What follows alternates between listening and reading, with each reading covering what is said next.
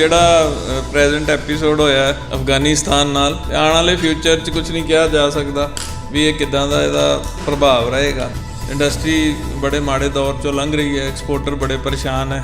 ਅਸੀਂ ਇਹ ਪੁੱਛਣਾ ਚਾਹਾਂਗੇ ਫॉर द ਟਾਈਮ ਬਿੰਗ ਅੱਜ ਕੋਵਿਡ ਤੋਂ ਬਾਅਦ ਸਾਡੇ ਜਿਹੜੇ ਆંકੜੇ ਐਕਸਪੋਰਟ ਨੂੰ ਲੈ ਕੇ ਉਹ ਸੁਧਰੇ ਹੈ ਜਾਂ ਅਜੇ ਉਦਾਂ ਹੀ ਹੈ ਵਿਗੜੇ ਹੋਏ? ਨਹੀਂ, ਐਕਸਪੋਰਟ ਦੇ ਸਾਡੇ ਆંકੜੇ ਕੋਈ ਐਕਸਪੋਰਟ 'ਚ ਜ਼ਿਆਦਾ ਇੰਪਰੂਵਮੈਂਟ ਨਹੀਂ ਹੋਈ। ਸਰਕਾਰਾਂ ਇਹ ਕਹਿ ਦਿੰਦੀਆਂ ਜੀ ਉਹ ਇੰਟਰਨੈਸ਼ਨਲ ਮਾਰਕੀਟ ਦੇ ਨਾਲ ਲਿੰਕਡ ਹੈਗੀਆਂ। ਜੇ ਉਹ ਇੰਟਰਨੈਸ਼ਨਲ ਮਾਰਕੀਟ ਦੇ ਵਿੱਚ ਕੋਈ ਵੀ ਸ਼ਾਇਦ ਤੁਹਾਡਾ ਵੀ ਸਟੀਲ ਪਲਾਂਟ ਹੋਏਗਾ ਤੇ ਤੁਹਾਡਾ ਕਿਤੇ ਮਹਿੰਗਾ ਵਿਕਦਾ ਹੋਏਗਾ ਤੇ ਤੁਸੀਂ ਵੀ ਪ੍ਰਾਈਵੇਟ ਪਲੇਅਰ ਹੋ, ਤੁਸੀਂ ਆਪਣੇ ਹਿਸਾਬ ਨਾਲ ਵੇਚ ਸਕਦੇ ਹੋ।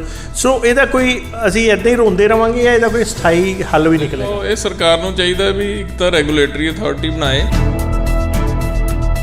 जन हितैषी देख रहे दर्शकों का स्वागत है जन जन की बात जन हितैषी के साथ। दोस्तों मैं संदीप शर्मा एक बार फिर तुहाडे नाल रूबरू हो रहे हैं तो अज का जिहड़ा साडा टॉपिक है वो है इंडिया की एक्सपोर्ट नूं लैके। एक्सपोर्ट की गल करिए तो अज शनिवार नूं सवेरे तो ही खबरां इंटरनेशनल मार्केट 'च आउण लग पईआं कि जिहड़ा साडा पड़ोसी मुल्क है अफगानिस्तान उहदे ते जिहड़ा तालिबानियां ने हमला कर दिता और ये भी कहा जा रहा सी 34 प्रांतां विचों 19 प्रांतां ते जिहड़ा तालिबानी अपना कब्जा जमा चुके हैं। हालांकि उत्थे दे जिहड़े राष्ट्रपति है उन्हां वल्लों ये कहा जा रहा सीगा कि भाई असी जिहड़ा हैगा आखिरी सांस तक जिहड़ा लड़ाई लड़ांगे, तालिबानियां दा मूँह तोड़ जवाब दिता जाएगा। पर ये सारे मामले दे विच ਇਹ ਅਫਗਾਨਿਸਤਾਨ 'ਤੇ ਜੇ ਤਾਲਿਬਾਨੀਆਂ ਦਾ ਕਬਜ਼ਾ ਹੋ ਜਾਂਦਾ ਹੈ ਤਾਂ ਉਹਦੇ ਨਾਲ ਸਾਡਾ ਭਾਰਤ ਦਾ ਦੇਸ਼ ਦਾ ਵੀ ਇੱਕ ਐਕਸਪੋਰਟ ਪ੍ਰਭਾਵਿਤ ਹੁੰਦਾ ਹੈ। ਸੋ ਕਿੱਦਾਂ ਐਕਸਪੋਰਟ ਪ੍ਰਭਾਵਿਤ ਹੁੰਦਾ ਹੈ ਜੇ ਇੱਕ ਦੇਸ਼ ਦੀ ਸਰਕਾਰ ਹਿਲ ਜਾਂਦੀ ਹੈ, ਉੱਥੇ ਇੱਦਾਂ ਦੇ ਡਿਸਟਰਬ ਹੋ ਜਾਂਦਾ ਕੋਈ ਵੀ ਦੇਸ਼, ਖਾਸ ਕਰਕੇ ਸਾਡਾ ਪੜੋਸੀ ਦੇਸ਼ ਅਫਗਾਨਿਸਤਾਨ, ਤਾਂ ਉਹਦਾ ਕੀ ਅਸਰ ਹੋਏਗਾ ਇੰਡੀਆ ਦੇ, ਪੰਜਾਬ ਦੇ, ਸਾਡੇ ਭਾਰਤ ਦੇਸ਼ ਦੇ ਐਕਸਪੋਰਟ 'ਤੇ ਜਾਣਦੇ ਆ ਸਾਰੇ ਦੀ ਤਾਜ਼ਾ ਸਥਿਤੀ ਜਾਣਦੇ ਆ। ਉਪਕਾਰ ਸਿੰਘ ਊਜਾ ਜੀ ਨਾਲ ਗੱਲਬਾਤ ਕਰਦੇ ਹਾਂ। CICU ਦੇ ਪ੍ਰਧਾਨ ਹੈਗੇ ਹੈ ਔਰ ਵੈਸੇ ਵੀ ਇੰਟਰਨੈਸ਼ਨਲ ਲੈਵਲ 'ਤੇ ਇਹ ਬਹੁਤ ਸਾਰੇ ਟ੍ਰੇਡ ਫਾਰਮਸ ਨੂੰ ਰਿਪਰੈਜ਼ੈਂਟ ਕਰਦੇ ਆ। ਸਤਿ ਸ਼੍ਰੀ ਅਕਾਲ ਸਰ। ਇਹ ਦੇਖੋ ਜਿਹੜਾ ਪ੍ਰੈਜ਼ੈਂਟ ਐਪੀਸੋਡ ਹੋਇਆ ਜੀ ਅਫਗਾਨਿਸਤਾਨ ਨਾਲ, ਜੀ ਇਹਦੇ ਦੋ ਆਸਪੈਕਟ ਹੈ। ਇੱਕ ਤਾਂ ਜਿਹੜੀ ਏਸ਼ੀਅਨ ਕੰਟਰੀਜ਼ ਦੇ ਵਿੱਚ ਜਿਹੜੀ ਸਟੇਬਿਲਿਟੀ ਹੈ ਉਹਨੂੰ ਬੜਾ ਵੱਡਾ ਖਤਰਾ ਹੈ ਜੀ, ਕਿਉਂਕਿ ਜਿਹੜਾ ਅਫਗਾਨਿਸਤਾਨ ਹੈ ਸਾਡੇ ਨਾਲ ਲੱਗਦੀ ਸਰਹੱਦ, ਪਾਕਿਸਤਾਨ ਦੀ ਜਿਹੜੀ ਸਰਹੱਦ ਹੈ ਉਹ ਅਫਗਾਨਿਸਤਾਨ ਨਾਲ ਲੱਗਦੀ ਹੈ ਅਤੇ ਆਉਣ ਵਾਲੇ ਫਿਊਚਰ 'ਚ ਕੁਝ ਨਹੀਂ ਕਿਹਾ ਜਾ ਸਕਦਾ ਵੀ ਇਹ ਕਿੱਦਾਂ ਦਾ ਇਹਦਾ ਪ੍ਰਭਾਵ ਰਹੇਗਾ, ਪਰ ਕੋਈ ਮੈਨੂੰ ਨਹੀਂ ਲੱਗਦਾ ਵੀ ਜ਼ਿਆਦਾ ਚੰਗਾ ਪ੍ਰਭਾਵ ਰਹੇ। ਦੂਸਰਾ ਸਾਡੀ ਕੁਝ ਐਕਸਪੋਰਟ ਸੀ ਅਫਗਾਨਿਸਤਾਨ ਨੂੰ, ਕੋਈ ਜ਼ਿਆਦਾ ਐਕਸਪੋਰਟ ਨਹੀਂ, ਜਿਵੇਂ ਸ਼ੂਗਰ ਹੈ, ਟੀ ਹੈ, ਇੱਦਾਂ ਦੇ ਪ੍ਰੋਡਕਟ ਦੀ ਕੋਈ 100 ਬਿਲੀਅਨ $1 ਬਿਲੀਅਨ ਦੀ ਐਕਸਪੋਰਟ ਸੀ। ਸੋ ਇਹ ਸਾਨੂੰ ਇੰਡਸਟਰੀ ਨੂੰ ਇੱਕ ਤਾਂ ਸਾਡੇ ਤੋਂ ਮਾਰਕੀਟ ਚਲੀ ਗਈ, ਕਿਉਂਕਿ ਜਿਹੜਾ as per latest news India ਨੇ ਜਿਹੜੀ ਜ਼ਬਰਦਸਤੀ ਔਰ ਵਾਇਲੈਂਸ ਨਾਲ ਬਣਾਈ ਹੋਈ ਸਰਕਾਰ ਅਸੈਪਟ ਨਹੀਂ ਕੀਤੀ, ਔਰ ਇਹਦਾ ਇੱਕ ਜਨਰਲ ਵੀ ਐਕਸਪੋਰਟ ਡਾਊਨ ਹੈ। ਇੰਡਸਟਰੀ ਬੜੇ ਮਾੜੇ ਦੌਰ 'ਚੋਂ ਲੰਘ ਰਹੀ ਹੈ, ਐਕਸਪੋਰਟਰ ਬੜੇ ਪਰੇਸ਼ਾਨ ਹੈ। ਇੱਕ ਤਾਂ ਸਰਕਾਰ ਕਹਿੰਦੀ ਈਜ਼ ਆਫ ਡੂਇੰਗ ਬਿਜ਼ਨਸ, ਔਰ ਜਿੰਨੇ ਵੀ ਔਨਲਾਈਨ ਸਾਡੇ ਚਾਹੇ ਉਹ GST ਰਿਫੰਡ ਹੈ, IGST ਰਿਫੰਡ ਹੈ, ਉਹ ਕਾਫੀ ਪ੍ਰਭਾਵਿਤ ਹੋ ਰਹੇ ਹੈ। ਛੋਟੇ ਜਿਹੜੇ ਐਰਰ ਹੈ ਉਹਨਾਂ ਕਰਕੇ ਹੀ ਮਤਲਬ ਬਲੌਕ ਹੋ ਰਹੇ, ਸਾਡਾ IGST ਬਲੌਕ ਹੋ ਰਿਹਾ। ਔਰ ਜਿਹੜਾ ਇਸ ਤੋਂ ਇਲਾਵਾ ਇੱਕ ਸਰਕਾਰ ਨੇ ਬਹੁਤ ਸਾਰੇ ਰਿਸਕੀ ਐਕਸਪੋਰਟਰ ਅਨਾਊਂਸ ਕੀਤੇ ਆ, ਜਿਹੜੇ risky exporter due to any error risky exporter ਬਣ ਗਿਆ, ਉਹਨੂੰ ਕੁਝ ਵੀ ਨਹੀਂ ਮਿਲ ਰਿਹਾ, ਕੋਈ ਵੀ ਉਹਨੂੰ ਜਿਹੜਾ ਆਪਾਂ ਕਹਿੰਦੇ ਇਨਸੈਂਟਿਵ ਤਾਂ ਹੁਣ ਕੋਈ ਨਹੀਂ ਰਿਹਾ। ਜਿਹੜੀਆਂ ਅਸੀਂ ਡਿਊਟੀਜ਼ ਪੇ ਕਰੀ ਦੀਆਂ ਇਨ terms of fuel and other duties, ਉਹਨਾਂ ਦੀ ਜਿਹੜੀ ਰੀਇੰਬਰਸਮੈਂਟ ਮਿਲਦੀ ਹੈ ਉਹ ਵੀ ਨਹੀਂ ਮਿਲਦੀ। ਅੱਛਾ ਜੀ। ਸੋ ਸਰਕਾਰ ਨੂੰ ਇਹ ਚਾਹੀਦਾ, ਦੇਖੋ ਇੰਡੀਆ ਕੋਲ ਬੜਾ ਵਧੀਆ ਮੌਕਾ ਹੈ ਕਿਉਂਕਿ ਹਰ ਕੰਟਰੀ ਆਪਣਾ ਸਪਲਾਈ ਚੇਨ ਰੀਅਲਾਈਨ ਕਰ ਰਿਹਾ ਪ੍ਰੈਜ਼ੈਂਟ ਸਿਨੈਰੀਓ ਦੇ ਵਿੱਚ ਪੋਸਟ ਕੋਵਿਡ, ਔਰ ਇੰਡੀਆ ਕੋਲ ਇਹ ਬੜਾ ਅੱਛਾ ਇੱਕ ਮੌਕਾ ਹੈ ਕਿ ਅਸੀਂ ਆਪਣੀ ਐਕਸਪੋਰਟ ਵਧਾ ਸਕਦੇ ਹਾਂ। ਸਾਡੇ ਮਾਨਯੋਗ ਪ੍ਰਧਾਨ ਮੰਤਰੀ ਸਾਹਿਬ ਨੇ ਇੱਕ ਵਿਜ਼ਨ ਵੀ ਦਿੱਤਾ ਸੀ 5 ਟ੍ਰਿਲੀਅਨ ਇਕੋਨੋਮੀ ਦਾ ਔਰ ਆਤਮ ਨਿਰਭਰ ਭਾਰਤ ਦਾ। ਸੋ ਇਹ ਉੱਦਾਂ ਹੀ ਕਾਮਯਾਬ ਹੋ ਸਕਦੇ ਆ। ਇੰਡੀਆ ਨੂੰ ਇਹੋ ਜਿਹਾ ਮੌਕਾ ਦੁਬਾਰਾ ਨਹੀਂ ਮਿਲਣਾ ਜੇ ਅਸੀਂ ਇਹਦੇ ਲਈ ਕੋਈ ਪ੍ਰੋਪਰ ਕਦਮ ਚੁੱਕਾਂਗੇ ਔਰ ਇੱਕ ਰੋਡ ਮੈਪ ਬਣਾਵਾਂਗੇ ਔਰ ਸਾਰਿਆਂ ਨੂੰ ਇੱਕ ਡਾਇਰੈਕਸ਼ਨ 'ਚ ਕੰਮ ਕਰਨਾ ਪਏਗਾ, ਤਾਂ ਹੀ ਇੰਡੀਆ ਦੀ ਜਿਹੜੀ ਐਕਸਪੋਰਟ ਹੈ ਉਹ ਵੱਧ ਸਕਦੀ। ਸਰ ਜਿਵੇਂ ਤੁਸੀਂ ਇੱਕ ਚੀਜ਼ ਦੱਸਿਆ ਅਫਗਾਨਿਸਤਾਨ ਦੇ ਤਾਂ ਸਾਨੂੰ ਆંકੜੇ ਦਿੱਤੇ ਹੈ, ਪਰ ਅਸੀਂ ਇਹ ਪੁੱਛਣਾ ਚਾਹਾਂਗੇ ਫॉर द ਟਾਈਮ ਬਿੰਗ ਅੱਜ ਕੋਵਿਡ ਤੋਂ ਬਾਅਦ ਸਾਡੇ ਜਿਹੜੇ ਆંકੜੇ ਐਕਸਪੋਰਟ ਨੂੰ ਲੈ ਕੇ ਉਹ ਸੁਧਰੇ ਹੈ ਜਾਂ ਹਜੇ ਉੱਦਾਂ ਹੀ ਹੈ ਵਿਗੜੇ ਹੋਏ? ਨਹੀਂ, ਐਕਸਪੋਰਟ ਦੇ ਸਾਡੇ ਆંકੜੇ ਕੋਈ ਐਕਸਪੋਰਟ 'ਚ ਜ਼ਿਆਦਾ ਇੰਪਰੂਵਮੈਂਟ ਨਹੀਂ ਹੋਈ, ਜਦਕਿ ਪਰ ਹੋ ਜਿਹੜਾ ਹੋ ਸਕਦੀ ਸੀ। ਪਰ ਜਿਹੜਾ ਫਿਊਚਰ ਵਿੱਚ ਜਿੱਦਾਂ ਇਨਕੁਆਇਰੀਜ਼ ਆ ਰਹੀਆਂ ਕਾਫੀ ਜ਼ਿਆਦਾ, ਪਰ ਉਹ ਅਸੀਂ ਇਨਕੁਆਇਰੀਜ਼ ਦੇ ਜਦੋਂ ਅਸੀਂ ਕੋਟੇਸ਼ਨਸ ਦੇਈਦੀਆਂ, ਉਹ ਇਨਕੁਆਇਰੀਜ਼ ਮੈਚਿਓਰ ਨਹੀਂ ਹੁੰਦੀਆਂ। ਉਹਦੇ ਦੋ ਵੱਡੇ ਕਾਰਨ ਹੈ। ਇੱਕ ਤਾਂ ਰਾ material prices, steel prices almost ਤੁਸੀਂ ਕਹਿ ਸਕਦੇ ਹੋ ਵੀ ਡਬਲ ਦੇ ਨਜ਼ਦੀਕ ਹੈ। ਉਸ ਤੋਂ ਇਲਾਵਾ ਕਾਪਰ, ਐਲੂਮੀਨੀਅਮ, ਹਰ ਚੀਜ਼ ਜਿੰਨੀਆਂ ਵੀ ਕਮੋਡਿਟੀਜ਼ ਹੈ ਜਿਹੜੀਆਂ ਉਹਦੇ ਨਾਲ ਐਡੀਸ਼ਨਲ ਯੂਜ਼ ਹੁੰਦੀਆਂ, ਉਹਨਾਂ ਦੇ ਰੇਟ ਬਹੁਤ ਜ਼ਿਆਦਾ ਵੱਧ ਗਏ ਹੈ। ਇਸ ਤੋਂ ਇਲਾਵਾ ਜਿਹੜਾ ਸਾਡਾ ਫਰੇਟ ਹੈ, ਫਰੇਟ ਸਮਝ ਲਓ ਬਈ 3-4 ਗੁਣਾ ਵੱਧ ਗਿਆ, ਜਿੰਨਾ ਵੀ ਕਹਿ ਦਿਓ ਘੱਟ ਹੈ। ਤੇ ਇਸ ਲਈ ਜਿਹੜੀ ਸਾਡੀ ਐਕਸਪੋਰਟਸ ਹੈ ਉਹ ਮੈਚਿਓਰ ਨਹੀਂ ਹੋ ਸਕਦੀਆਂ। ਇਸ ਤੋਂ ਇਲਾਵਾ ਜਿਹੜੀਆਂ ਜਰਨਲ ਤੁਸੀਂ ਇਹ ਦੇਖੋ ਵੀ ਇੱਥੋਂ ਜੇ ਤੁਸੀਂ ਕੋਈ ਪ੍ਰੋਡਕਟ ਅਸੀਂ ਸ਼ਿਪ ਕਰਨਾ ਨਾ, ਉਹ ਇੱਥੋਂ ਪਹਿਲਾਂ ਕਸਟਮ ਵਿੱਚ ਜਾਂਦਾ ਹੈ, ਉਸ ਤੋਂ ਬਾਅਦ ਪੋਰਟ ਵਿੱਚ ਜਾਂਦਾ ਹੈ, ਜਵਾਹਰ ਲਾਲ ਨਹਿਰੂ ਜਾਂ ਮੁੰਦਰਾ ਪੋਰਟ, ਉਸ ਤੋਂ ਬਾਅਦ ਉਹ ਸ਼ਿਪ ਹੁੰਦਾ। ਉਹਨੂੰ 10-12 ਦਿਨ ਦਾ ਸਾਈਕਲ ਹੈ, ਜੋ ਕਿ ਬਹੁਤ ਜ਼ਿਆਦਾ ਹੈ। ਇਹ ਸਰਕਾਰ ਨੂੰ ਘਟਾ ਕੇ, ਕਿਉਂਕਿ ਇੰਡੀਆ ਦੀ 70% ਜਿਹੜੀ ਇੰਡਸਟਰੀ ਹੈ ਉਹ ਪੋਰਟਾਂ ਤੋਂ ਦੂਰ ਹੈ। ਸਰਕਾਰ ਨੂੰ ਇਹ ਟਾਰਗੇਟ ਰੱਖਣਾ ਚਾਹੀਦਾ ਵੀ ਜੋ ਵੀ ਇੱਥੋਂ ਸ਼ਿਪ ਹੋਇਆ ਉਹ ਵਿਦਿਨ 3 ਡੇਜ਼ ਸ਼ਿਪ ਆਊਟ ਹੋਣਾ ਚਾਹੀਦਾ ਇੰਡੀਆ ਤੋਂ ਬਾਹਰ।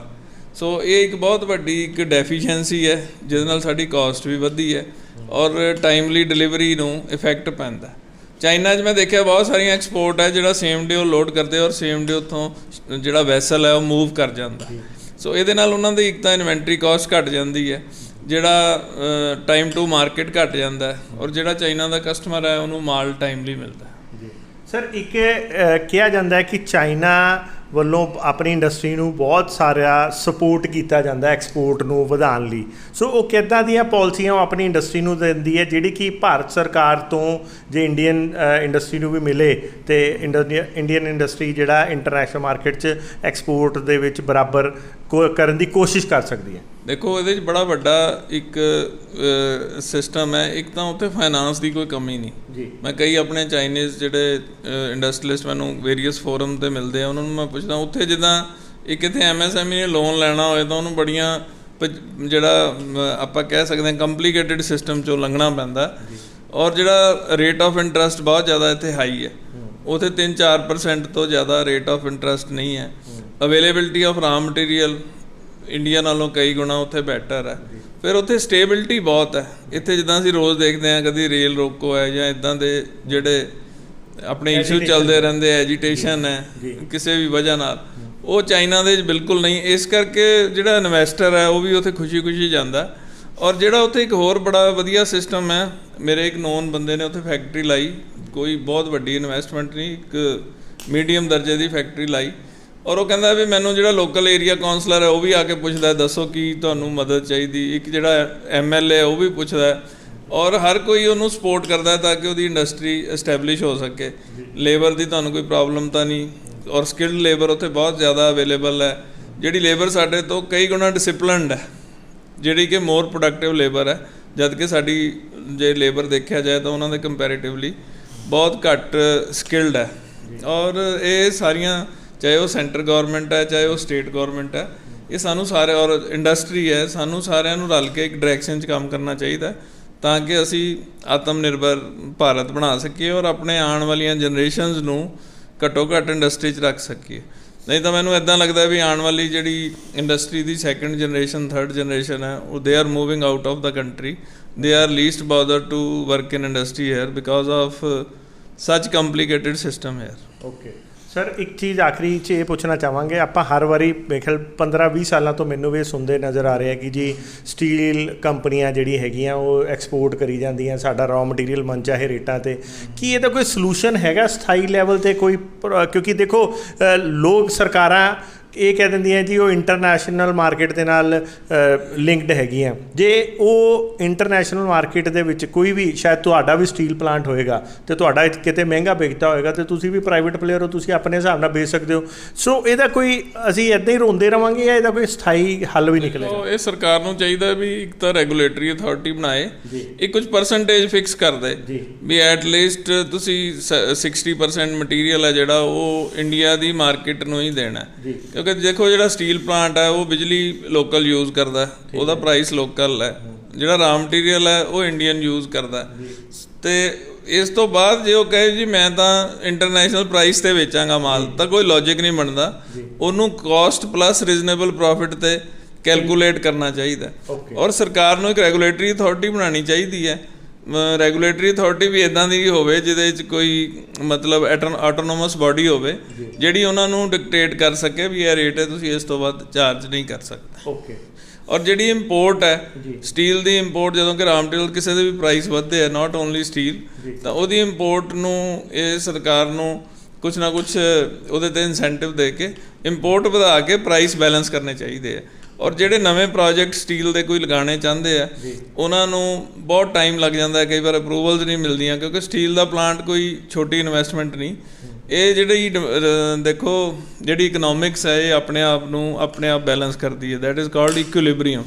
ਜਦੋਂ ਕਿਸੇ ਚੀਜ਼ ਦੀ ਡਿਮਾਂਡ ਵੱਧਦੀ ਹੈ, ਉਹਦਾ ਪ੍ਰਾਈਸ ਵੱਧਦਾ, ਤਾਂ ਨਵੇਂ ਪਲੇਅਰ ਉਹਦੇ 'ਚ ਆਉਂਦੇ ਆ। ਪਰ ਸਟੀਲ ਇੱਕ ਇੱਦਾਂ ਦੀ ਚੀਜ਼ ਹੈ ਜੇ ਉਹਦਾ ਅੱਜ ਵੀ ਉਹਦੀ ਸਪਲਾਈ ਵਧਾਉਣੀ ਹੋਵੇ ਤਾਂ 5-4 ਸਾਲ ਲੱਗ ਜਾਂਦੇ ਆ। ਕਈ ਪਲਾਂਟ ਇੱਥੇ ਇੰਡੀਆ 'ਚ ਕਈ ਕੋਰੀਅਨ ਕੰਪਨੀ ਨੇ ਇੱਥੇ ਪਲਾਂਟ ਇਸਟੈਬਲਿਸ਼ ਕਰਨ ਦੀ ਕੋਸ਼ਿਸ਼ ਕੀਤੀ, ਪਰ ਉਦੋਂ ਲੈਂਡ ਨਹੀਂ ਐਕਵਾਇਰ ਹੋ ਸਕੀ, ਜਾਂ ਹੋਰ ਇੱਦਾਂ ਦੇ ਇਨਵਾਇਰਮੈਂਟ ਕਲੀਅਰੈਂਸ ਦੇ ਕਈ ਇਸ਼ੂ ਆ ਗਏ, ਉਹ ਬੈਕ ਆਊਟ ਕਰ ਗਏ। ਸੋ ਇੱਦਾਂ ਜੇ ਕੋਈ ਇੰਡੀਆ 'ਚ ਇਨਵੈਸਟ ਕਰਨਾ ਚਾਹੁੰਦਾ ਤਾਂ ਸਰਕਾਰ ਨੂੰ ਉਹਨੂੰ ਇੱਕ ਤਾਂ ਈਜ਼ ਆਫ ਡੂਇੰਗ ਬਿਜ਼ਨਸ ਚਾਹੀਦਾ, ਦੂਜਾ ਉਹਨੂੰ ਕੋਈ ਇੱਦਾਂ ਦੀ ਇਨਸੈਂਟਿਵ ਦੇਣੇ ਚਾਹੀਦੇ ਤਾਂ ਕਿ ਉਹ ਪਲਾਂਟ ਜਿਹੜੇ ਟਾਈਮਲੀ ਇੱਥੇ ਇਸਟੈਬਲਿਸ਼ ਹੋ ਸਕਣ, ਔਰ ਜਿਹੜਾ ਸਪਲਾਈ ਚੇਨ ਦਾ ਗੈਪ ਹੈ ਉਹ ਪੂਰਾ ਹੋ ਸਕੇ। ਦੇਖੋ ਜੇ ਅਸੀਂ ਸਟੀਲ ਫੋਰ ਐਗਜ਼ਾਮਪਲ ਜੇ ਅਸੀਂ 100 ਰੁਪਏ ਦਾ ਸਟੀਲ ਐਕਸਪੋਰਟ ਕਰਦੇ ਹਾਂ ਨਾ, ਜੇ ਉਹਦਾ ਕੰਪੋਨੈਂਟ ਬਣਾ ਕੇ ਕਰਦੇ ਹਾਂ ਉਹਦੀ ਵੈਲਿਊ 300 ਰੁਪਏ ਹੋ ਜਾਂਦੀ ਹੈ, ਔਰ ਉਹਦੇ ਨਾਲ ਬਹੁਤ ਲੋਕਾਂ ਨੂੰ ਰੁਜ਼ਗਾਰ ਮਿਲਦਾ। ਇਸ ਤੋਂ ਇਲਾਵਾ ਟਰਾਂਸਪੋਰਟ ਨੂੰ ਕੰਮ ਮਿਲਦਾ, ਹਰ ਬੰਦੇ ਨੂੰ ਕੰਮ ਮਿਲਦਾ, ਸਮਾਲ ਸਕੇਲ ਇੰਡਸਟਰੀ ਨੂੰ ਬਹੁਤ ਜ਼ਿਆਦਾ ਬਿਜ਼ਨਸ ਮਿਲਦਾ। ਜਦ ਕਿ ਜੇ ਅਸੀਂ ਸਟੀਲ ਐਕਸਪੋਰਟ ਕਰਦੇ ਹਾਂ ਤਾਂ ਉਹ ਚੰਦ ਬੰਦਿਆਂ ਨੂੰ ਰੁਜ਼ਗਾਰ ਦੇ ਪਾਉਂਦੇ ਆ। ਸੋ ਸਾਡੀ ਪ੍ਰਾਇਓਰਟੀ ਚਾਹੀਦੀ ਵੀ ਸਟੀਲ ਸਿੱਧਾ ਐਕਸਪੋਰਟ ਕਰਨ ਦੀ ਬਜਾਏ ਸਟੀਲ ਦੇ ਬਣੇ ਕੰਪੋਨੈਂਟ ਜਿੱਦਾਂ ਕਿ ਹੈਂਡ ਟੂਲਸ ਹੈ, ਆਟੋ ਪਾਰਟ ਹੈ, ਬਾਈਸਾਈਕਲ ਹੈ, ਸਿਵਿੰਗ ਮਸ਼ੀਨ ਹੈ, ਇਹਨਾਂ ਨੂੰ ਐਕਸਪੋਰਟ ਕਰਨ ਵੱਲ ਜ਼ਿਆਦਾ ਧਿਆਨ ਦੇਣਾ ਚਾਹੀਦਾ। ਠੀਕ ਹੈ sir, thank you sir, thank you. So ਦੋਸਤੋ ਇਹ ਸੀਗੇ ਉਪਕਾਰ ਸਿੰਘ ਊਜਾ ਜੀ ਜਿਹੜੇ CICU ਦੇ ਪ੍ਰੈਜ਼ੀਡੈਂਟ ਹੈਗੇ ਆ। ਇਹਨਾਂ ਨੇ ਸਾਨੂੰ ਦੱਸਿਆ ਕਿ ਕਿੱਦਾਂ ਸਾਨੂੰ ਇਸ ਟਾਈਮ ਐਕਸਪੋਰਟ ਨੂੰ ਵਧਾਉਣ ਦੇ ਬੜੇ ਸਾਰੇ ਮੌਕੇ ਜਿਹੜੇ ਹੈਗੇ ਆ ਸਾਡੇ ਡੋਰ ਸਟੈਪ 'ਤੇ ਖੜੇ ਹੈ, ਪਰ ਜੇ ਸਰਕਾਰ ਸਪੋਰਟ ਕਰੇ ਔਰ ਥੋੜ੍ਹੀ ਜਿਹੀ ਪੋਲਿਸੀਜ਼ ਨੂੰ ਆਪਣੀ ਲਿਬਰਲ ਕਰੇ ਔਰ ਇੰਡਸਟਰੀ ਨਾਲ ਜ਼ਮੀਨੀ ਸਤਰ ਦੀ ਇੰਡਸਟਰੀ ਦੇ ਨਾਲ ਕੁਝ ਮੀਟਿੰਗਾਂ ਕਰਕੇ ਉੱਦਾਂ ਦੀਆਂ ਪਾਲਿਸੀਆਂ ਲੈ ਆਵੇ ਜਾਂ ਉਹਨਾਂ ਨੂੰ ਉੱਦਾਂ ਦਾ ਐਟਮੋਸਫੇਅਰ ਦਿੱਤਾ ਜਾਏ, ਤਾਂ ਸਾਡੇ ਕੋਲ ਇੰਡੀਅਨ ਇੰਡਸਟਰੀਜ਼ ਕੋਲ ਬਹੁਤ ਸੁਨਹਿਰੀ ਮੌਕਾ ਹੈ ਇਸ ਕੋਵਿਡ ਦੇ ਦੌਰ ਤੋਂ ਬਾਅਦ ਅਸੀਂ ਆਪਣੇ ਆਪ ਨੂੰ ਰੀਸਟੈਬਲਿਸ਼ ਕਰ ਸਕੀਏ ਇੰਟਰਨੈਸ਼ਨਲ ਮਾਰਕੀਟ 'ਚ। ਸੋ ਇਹ ਸੀ ਸਾਡੀ ਅੱਜ ਦੀ ਰਿਪੋਰਟ। ਦੇਖਦੇ ਰਹੋ, ਬਨੇ ਰਹੋ ਜਨ ਹਿਤੈਸ਼ੀ। ਧੰਨਵਾਦ।